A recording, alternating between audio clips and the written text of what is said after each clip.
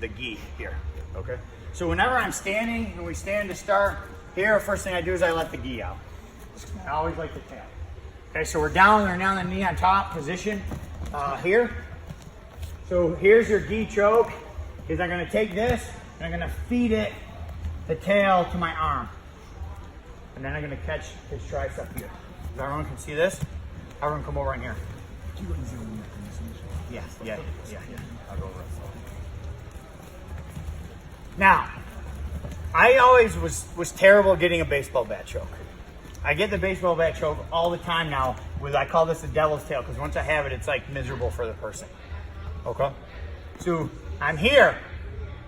So we'll do the gi choke first, and then the same motion to get to it is going to be what we do for our weapon retention to end the series that I'm showing. All right, so when I'm here, look, I'm knee on top, I feed. Sometimes maybe I get here and he's fighting and I'll drop back down to this position. Get that gi tail, and then I'll come back up. However you want to do it. But when I feed this through, look, I always collect the tricep. I put my forearm straight across his chest. One, he's got to be worried about the armbar and the Kimura attack. Two, if he's going to escape, he's going to try to go underneath my foot, right? And I know that, and I'm just going to drop it here, which is fine, okay?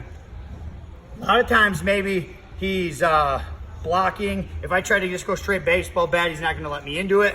So when I'm here, first thing I always try to do is I take my forearm and I open his head towards his ear, towards his shoulder.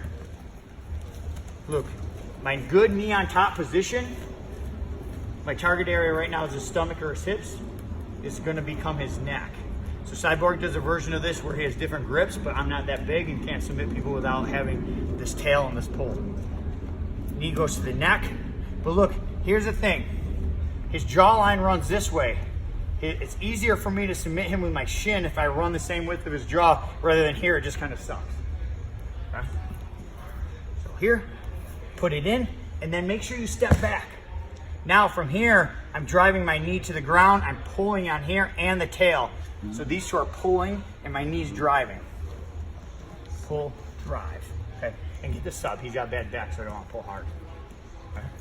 One more person, somebody else? Yeah. And even if the gi's out, get it out. Like maybe we're fighting here, right? We're fighting, and I'm working that gi, and I'm getting the gi here. Once I had the gi, what it does is it gives me head control and underhook with one hand. So, like if I had to go side control to get good shoulder pressure, I have both hands. Now I'm using both hands. By feeding the gi, it allows me to have a free hand and still collect the underhook and the pressure if I want to stay in side control. I prefer to pop up and do it to the knee on top. Now I'm gonna just motion his head towards here, and I'm gonna step in, I'm gonna pull, and I'm gonna drive with my knee at the same time. Okay, and there's the finish. Now if you can't finish, we'll go into a secondary choke, and that's the other.